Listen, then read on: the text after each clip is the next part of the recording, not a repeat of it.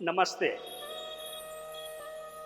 આજના યુવાનિયાઓ કેવા સુંદર કામ કરે છે તેની પ્રતીતિ સુરત ખાતે હનુમાન ચાલીસા યુવા કથા જે ડિસેમ્બર મહિનામાં થનાર છે અને જેના આયોજકોમાં લગભગ 400 જેટલા યુવાનો મારુતિ ધૂન મંડળ યુવા ગ્રુપ હેઠળ તેઓ આ કાર્યક્રમ કરવાના છે.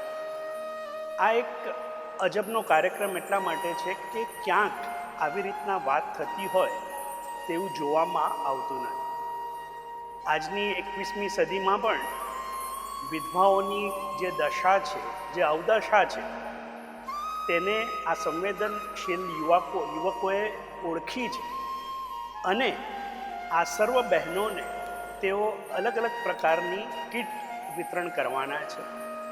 આ હનુમાન કથાની અંદર શહેરની, ગુજરાતની અને આજુબાજુના રાજ્યોની જે વિધવા બહેનો આવશે તેને તેઓ કરિયાણું પૂરું પાડશે અને સાથે સાથે યુવાનોમાં વ્યસન મુક્તિ ન થાય તેના અંગે તેની જાગૃતિ માટે પણ તેઓ કાર્યરત છે.